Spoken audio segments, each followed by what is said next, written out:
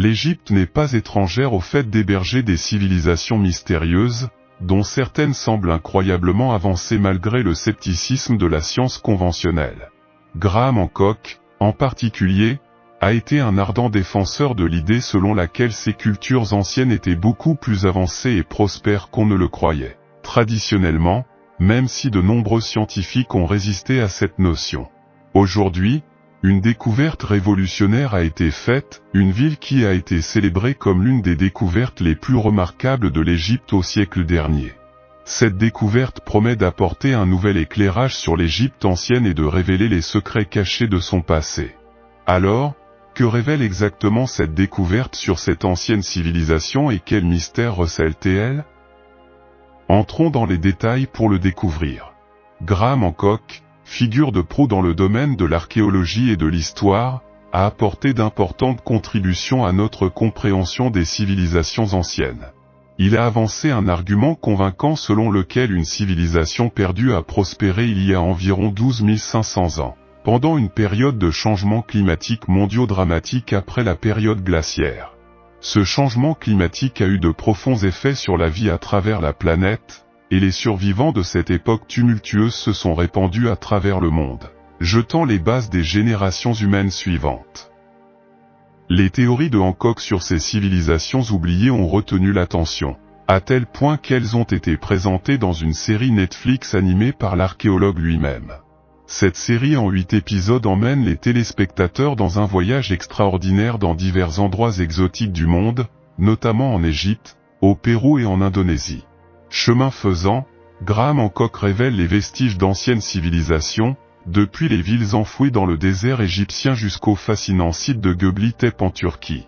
Cette série établit un lien profond entre le passé et le présent, mettant en lumière les mystères persistants de l'histoire de notre monde.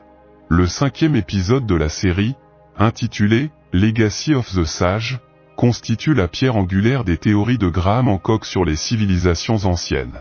Il aborde le site énigmatique de Göbekli Tepe en Turquie, qui se distingue comme étant nettement plus ancien que toute autre structure mégalithique connue dans le monde. Cet épisode met en lumière de nombreuses idées de Hancock, soulignant l'existence de civilisations avancées perdues dans l'histoire, des civilisations qui semblent avoir réalisé des progrès notables avant leur temps. Un autre exemple convaincant d'une telle civilisation est la civilisation harapéenne, qui a prospéré dans la vallée de l'Indus. Les Harapéens ont laissé des preuves bien documentées de leur réalisation, notamment des exploits impressionnants tels que la plomberie intérieure et un système d'égout sophistiqué. Ils ont également construit de grands bâtiments publics qui ressemblent à des salles de réunion ou même à des bâtiments du Sénat. Malgré ces avancées notables, les raisons de l'abandon de la civilisation restent un mystère, illustrant à quel point les civilisations anciennes nous laissent souvent plus de questions que de réponses. Si certaines villes anciennes, comme Göbekli Tepe, soulèvent des questions sur les raisons de leur abandon, d'autres, comme la métropole royale récemment découverte par l'égyptologue Zahiawa et son équipe, fournissent des informations inestimables sur le passé. Ce site vieux de 3400 ans, situé au nord de l'actuel Luxor, a révélé les secrets de l'une des époques les plus prospères de l'Égypte ancienne, mettant en lumière les réalisations et la sophistication de cette civilisation.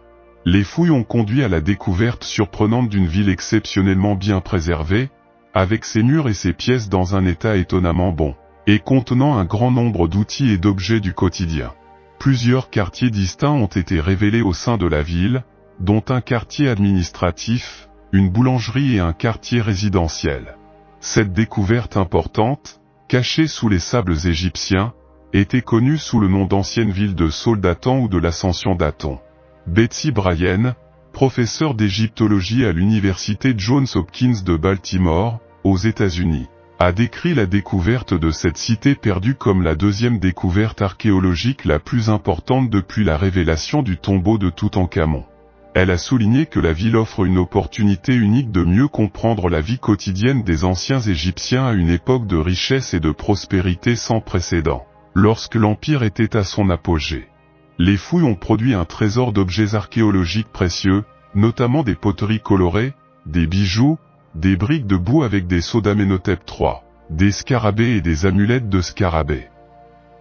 L'équipe archéologique a commencé ses fouilles sur la rive ouest de Luxor, près de la vallée des Rois, à environ 500 km au sud du Caire. En quelques semaines, ils ont découvert des formations de briques crues s'étendant dans diverses directions. Les inscriptions hiéroglyphiques trouvées sur les couvercles des récipients à vin sur le site ont permis aux experts de dater la ville du règne du pharaon Amenhotep III, qui régna pendant la 18e dynastie, entre 1386 et 1353 avenue. Le règne d'Amenhotep III fut caractérisé par la tranquillité et la prospérité, marquant l'apogée de l'influence internationale de l'Égypte. Il est souvent appelé Amenhotep le Magnifique ou Amenhotep le Grand. Vers la fin de son règne, Amenhotep III commença à partager le pouvoir avec son fils aîné, qui sera plus tard connu sous le nom d'Amenhotep IV. Suite à la mort de son père, le jeune Amenhotep se lance dans une transformation dramatique de l'Égypte en abandonnant toutes les divinités égyptiennes à l'exception du dieu solaire, Aton. Il a changé son nom d'Amenhotep IV en Akhenaton, qui se traduit par « dédié à Aton ». De plus, il présida à l'émergence d'un nouveau mouvement artistique avec son épouse Néfertiti et déplaça la capitale royale de l'Égypte de Thèbes vers une nouvelle ville appelée Akhénaton, aujourd'hui connue sous le nom d'Amarna. Outre la boulangerie et la section administrative, une zone dédiée à la production de briques crues a été découverte lors des fouilles. Dans cette zone, une découverte intrigante a été faite, le squelette d'une vache ou d'un taureau à côté d'un squelette humain dans une posture inhabituelle, avec les bras étendus le long du corps et la présence d'une corde autour des genoux. Bien que l'on sache que les anciennes coutumes égyptiennes incluaient divers types de sacrifices, notamment des offrandes d'animaux, la présence d'un squelette humain suggère la possibilité de sacrifices humains dans la ville. De plus, l'équipe archéologique a découvert un récipient contenant environ 2 gallons de viande séchée ou bouillie avec des inscriptions indiquant « année 1337 ». Les inscriptions fournissaient les noms de 2 individus associés à la ville. Une fois traduites, les inscriptions indiquent « viande préparée pour la 3e fête Ebsed provenant de l'abattoir du corral de Kaa, fabriquée par le boucher Louis ». Cette traduction offre un aperçu de la vie de 2 habitants de la ville antique, Louis, le boucher, et celui qui a passé la commande. Malgré les défis de son époque, cela donne un aperçu d'une époque révolue caractérisée par de véritables liens humains et une vie communautaire. Les fouilles sur des sites antiques révèlent souvent un trésor de connaissances historiques. Depuis les secrets cachés dans les rouleaux enterrés jusqu'aux anciennes tablettes d'argile privilégiées par les ancêtres mésopotamiens et babyloniens. La Mésopotamie, souvent considérée comme le berceau de la civilisation, continue de fournir des découvertes surprenantes qui correspondent aux travaux et aux affirmations de chercheurs tels que Graham Hancock. Berceau de la civilisation, la Mésopotamie surprend constamment les archéologues par ses connaissances avancées. L'un de ces sites archéologiques est situé à Girsu, dans l'actuel centre-sud de l'Irak. Cette ville, centre important de l'ancienne civilisation sumérienne de Mésopotamie, a une histoire remontant à plus de 4 millénaires. Malgré les défis, tels que les premières méthodes de fouilles causant des dégâts et les chasseurs de trésors recherchant des objets à vendre illégalement, les scientifiques ont fait d'importantes découvertes à Girsu au siècle dernier. L'une des découvertes notables est la stèle des vautours, un monument composé de dalles de pierre représentant diverses batailles et scènes religieuses. De plus, de récents efforts de fouilles ont révélé un palais construit en briques de terre crue qui aurait été la résidence principale de Ningirsu, la divinité associée à Girsu. En outre, plus de 200 tablettes d'écriture cunéiforme portant des inscriptions logosyllabiques ont été découvertes, fournissant ainsi des documents administratifs inestimables datant des temps anciens. Alors que nous explorons les fascinantes découvertes archéologiques des anciens Égyptiens, nous ne pouvons ignorer la richesse des découvertes tout aussi impressionnantes qui ont été mises au jour dans le vaste et mystérieux désert du Sahara. En poursuivant notre voyage à travers l'histoire et l'archéologie, nous découvrons que le monde antique continue de révéler ses secrets de manière surprenante. Le Sahara, qui couvre une grande partie de l'Afrique du Nord, y compris le Maroc, est le désert le plus connu au monde. Mais que savez-vous réellement de ce célèbre décor ? Le Sahara abrite une faune variée qui a évolué pour survivre dans l'un des environnements les plus difficiles de la planète. Les animaux du désert comprennent les guépards, les gazelles, les autruches, les renards fennecs et les lézards, ainsi que les chameaux et les chèvres. La vipère des sables extrêmement venimeuse et le scorpion mortel sont également d'autres créatures dangereuses qui ont élu domicile dans cet endroit. Récemment, il a été annoncé que des chercheurs avaient fait une découverte surprenante dans le désert du Sahara qui allait changer tout ce que vous croyiez auparavant. Qu'ont trouvé les chercheurs sous l'œil du Sahara? Le Sahara, le plus grand désert chaud de la planète et le troisième en termes de superficie, s'étend sur environ 3,6 millions de kilomètres carrés, occupant près d'un tiers du continent africain. Entouré par l'océan Atlantique, la mer Rouge, la mer Méditerranée et la savane sahélienne, le Sahara s'étend sur 10 pays et sur le Sahara occidental.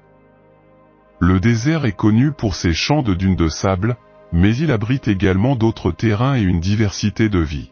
La région a révélé des artefacts anciens qui témoignent d'une histoire plus prospère dans le passé. L'exploration archéologique au Sahara a révélé d'importantes découvertes, telles que les ruines de la citadelle Garamante en Libye, construite par l'ancien peuple Garamante qui comptait sur des tunnels souterrains pour son eau. Bien que le Sahara ait été le théâtre de mystères et de disparitions au fil des siècles, les avancées technologiques actuelles nous ont permis de révéler davantage d'informations sur son passé. Le Sahara a également été touché au fil du temps par des impacts de météorites, laissant des cratères et générant des feuilles de verre vert. Le cratère Camille en Égypte et les météorites dispersées dans le désert sont des exemples de ces collisions cosmiques. Le verre vert extraterrestre provenant de ces impacts a été utilisé dans des objets anciens, comme un plastron dans la tombe de Toutankhamon. Bien qu'il y ait encore beaucoup à découvrir au Sahara, les progrès technologiques et l'intérêt pour son histoire continuent de mettre en lumière cette énigmatique région désertique. Le Sahara n'a pas toujours été un désert, car les limites des zones sableuses ont changé au fil des millions d'années en raison du changement climatique. Les scientifiques étudient l'histoire du Sahara et ont découvert des traces d'un ancien fleuve creusé dans un canyon sous-marin au large des côtes de la Mauritanie. Cela indique que le plus grand bassin hydrographique du monde trouve son origine dans le Sahara. Les sédiments fluviaux et les vestiges de ce fleuve confortent la théorie selon laquelle le Sahara avait autrefois une présence aquatique. Une étude récente révèle que le Sahara abritait autrefois d'énormes animaux marins, dont certains étaient des monstres aquatiques géants et terrifiants. Cette découverte, étayée par des preuves, montre que la voie maritime transsaharienne, une étendue d'eau préhistorique, a inondé des zones d'Afrique de l'Ouest il y a entre 100 et 50 millions d'années. Pendant 2 décennies, les scientifiques ont étudié les sols et les fossiles du Mali pour mieux comprendre son environnement préhistorique. Ils ont découvert qu'une ancienne étendue d'eau chaude et peu profonde abritait des serpents de mer de 12 mètres et des poissons-chats de 1,5 mètre, le plus gros poisson-chat mesurant 160 cm. À cette époque, il y avait de nombreux grands prédateurs, tels que des crocodiles et des serpents géants, dans cette écologie préhistorique. Cette ancienne étendue d'eau, connue sous le nom de mer intérieure saharienne, reliait les régions qui constituent aujourd'hui l'Algérie et le Nigeria. L'isolement de ce plan d'eau aurait pu réduire la présence de prédateurs et assurer des ressources constantes, permettant à l'espèce de se propager de manière incontrôlable. Cet environnement isolé peut avoir favorisé la sélection pour le gigantisme chez les espèces aquatiques, similaire à ce qui a été observé sur les îles terrestres. Le Sahara a subi une transformation significative depuis cette époque de la vie aquatique.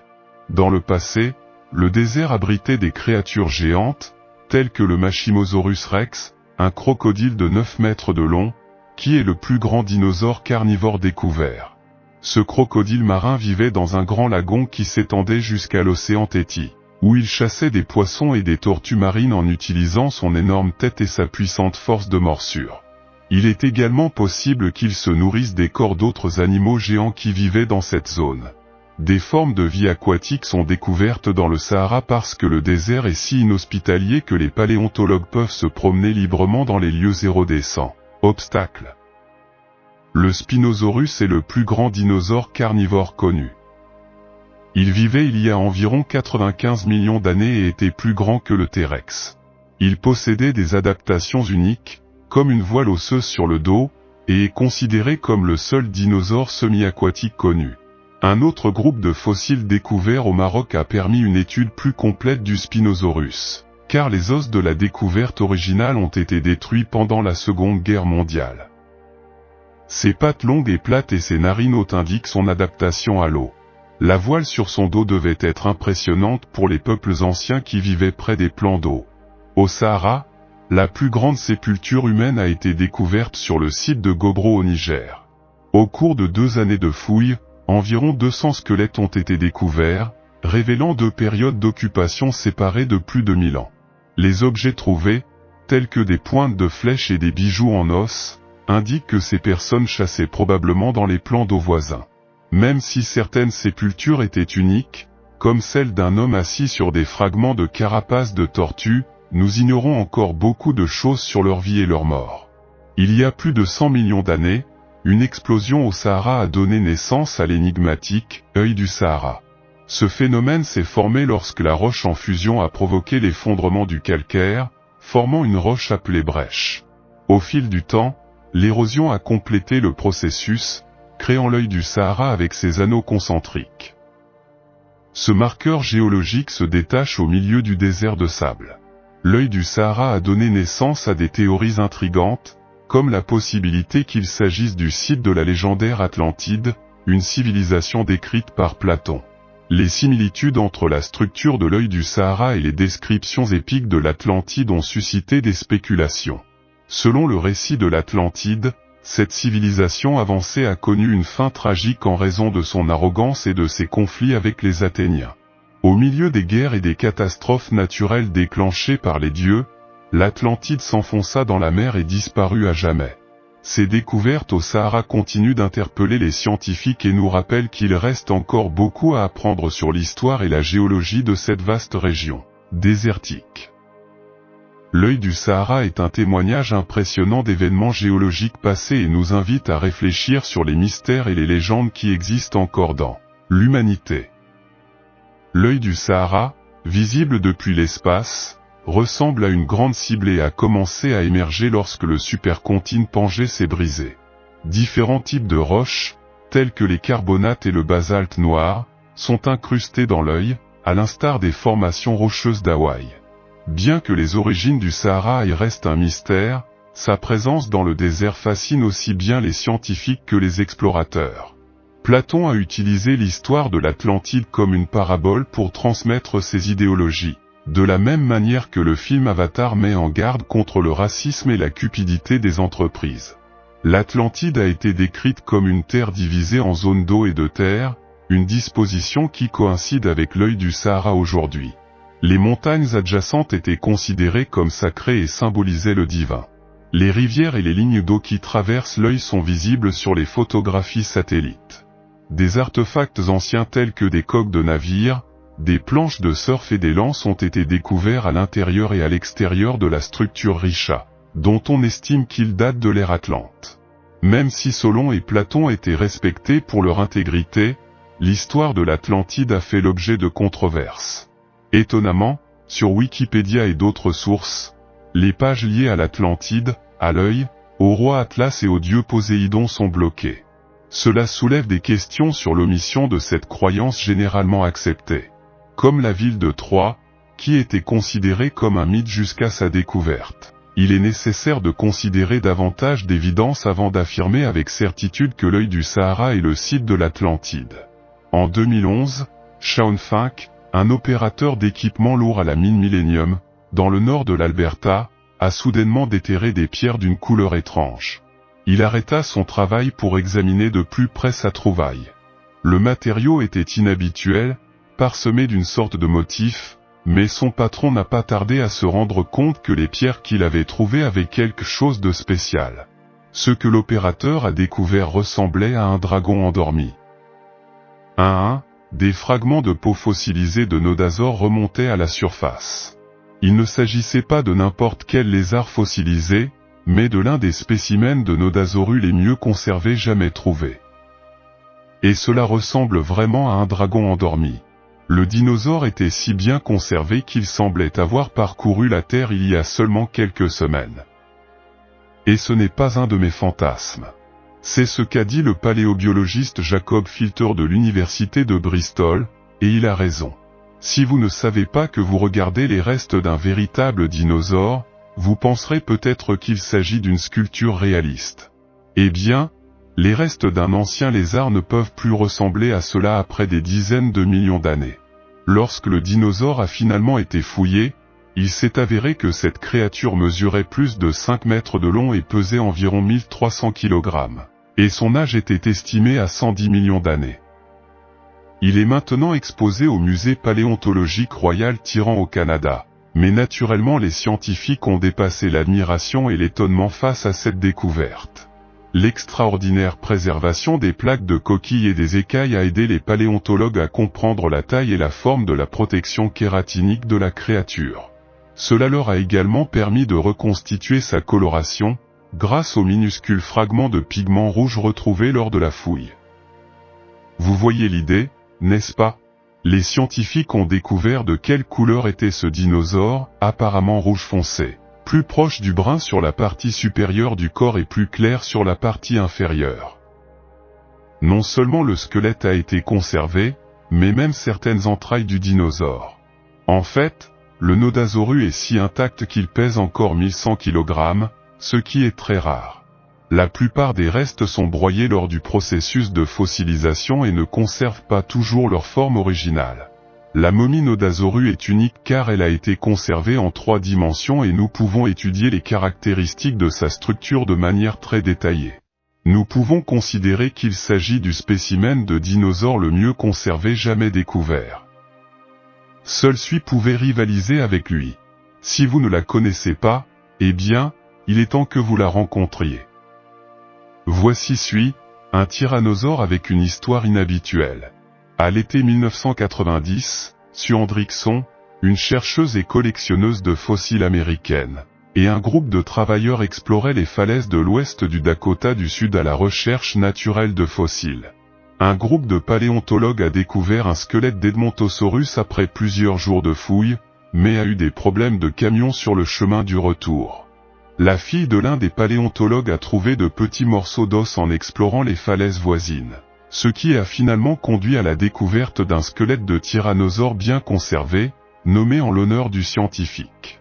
Ce fossile s'est vendu aux enchères pour un montant record de plus de 8 millions de dollars.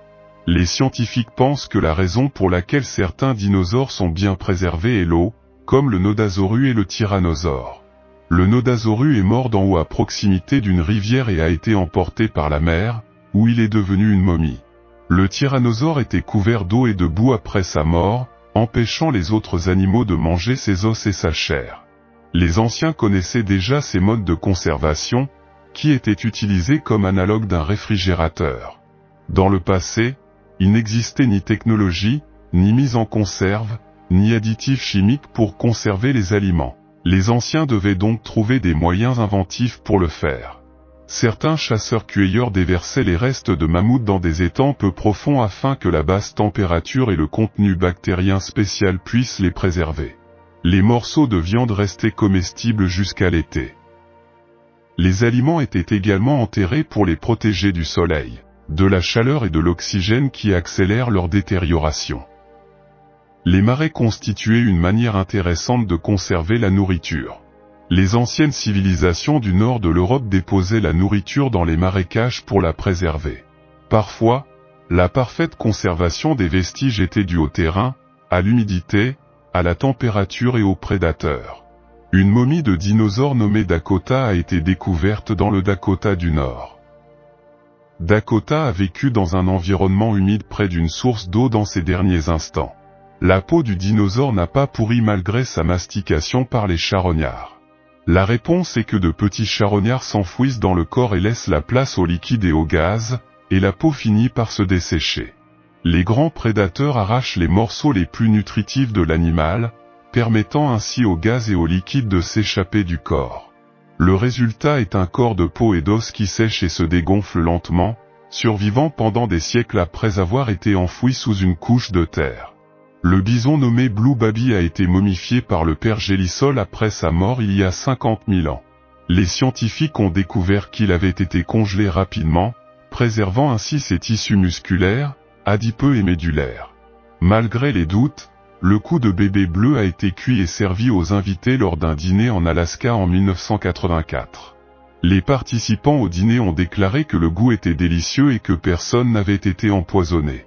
Un paléontologo se inspirant en un mammut bien conservado encontrado en Sibéria en 1901.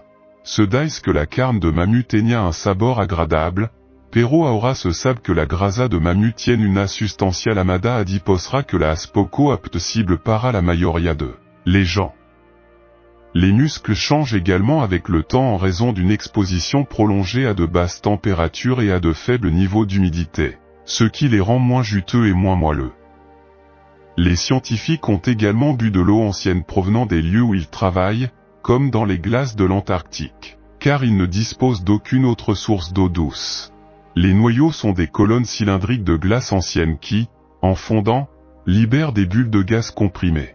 Un professeur a fabriqué une tasse avec de la glace vieille de 40 000 ans.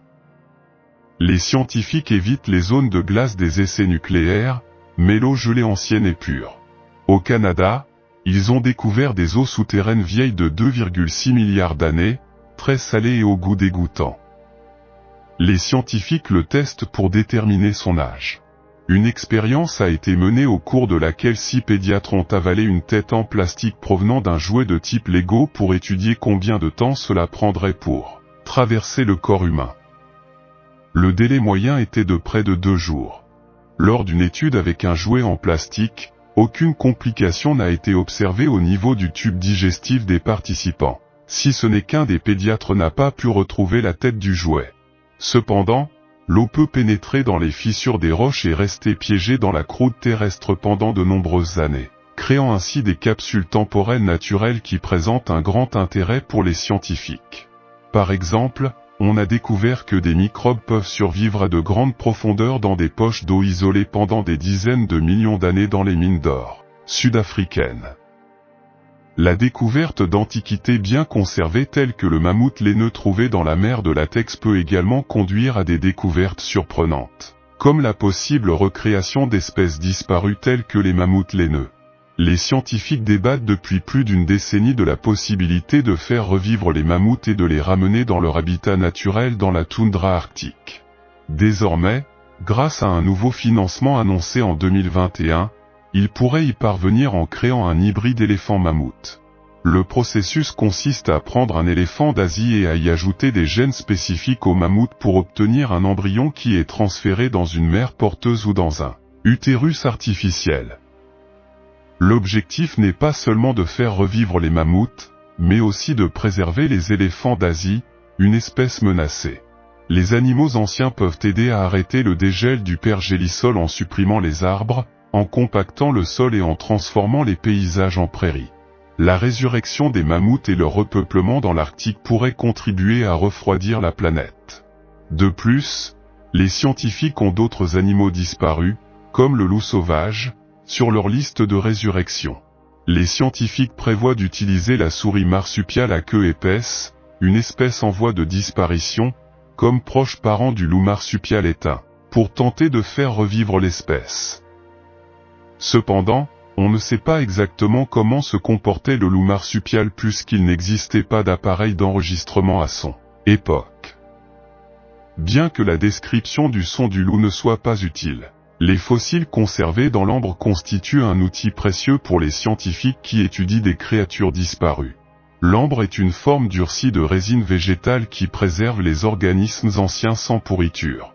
Les fossiles d'ambre contiennent une multitude de détails sur des créatures anciennes, notamment les veines des ailes des insectes et les lentilles des yeux des mouches.